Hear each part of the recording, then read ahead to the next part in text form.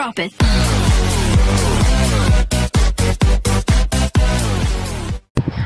Bismillahirrahmanirrahim. Assalamualaikum warahmatullahi wabarakatuh. Selamat siang dan salam sejahtera untuk kita semua. Kembali lagi dengan saya, Siti Supiati, dengan NIM 180404003, kelas S101, jurusan Pendidikan Teknik Sipil dan Perencanaan Universitas Negeri Makassar. Pada kesempatan kali ini, saya akan menjelaskan mengenai contoh kasus pemberantasan korupsi. Baik, langsung saja. Adapun kasus pemberantasan korupsi pada konstruksi, yaitu kasus dengan nomor putusan 1808 PID Esus tahun 2015, yaitu proyek pembangunan dermaga Labuhan Haji, Kabupaten Lombok Timur, Nusa Tenggara Barat. Permasalahan utama adalah kasus ini yaitu ketidaksesuaian volume pekerjaan yang terpasang dengan volume pekerjaan yang tertera dalam kontrak. Dan permasalahan yang kedua yaitu adanya kelebihan pembayaran terhadap pekerjaan urugan reklamasi yang dirasa seharusnya tidak dibayarkan sebesar total volume yang tertera. Jenis kasus tersebut merupakan tindak pidana korupsi. Baik, adapun instansi dan person yang terlibat. Pihak yang menjadi terdakwa dalam kasus ini adalah konsultan pengawas. Terdakwa lainnya adalah kontraktor pelaksana dan pengguna anggaran dalam berkas yang terpisah. Selanjutnya yaitu kisaran kerugian negara.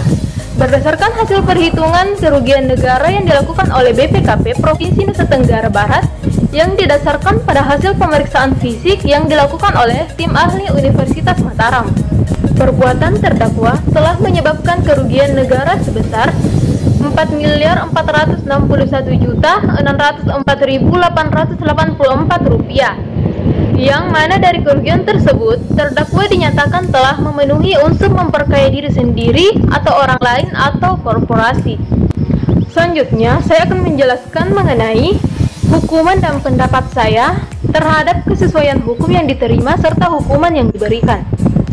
Secara umum, permasalahan yang terjadi pada kasus-kasus dengan terdakwa penyedia jasa, konsultan, perencana, kontraktor, dan konsultan pengawas adalah berupa ketidaksesuaian pekerjaan antara pekerjaan yang terpasang di lapangan dengan kontrak.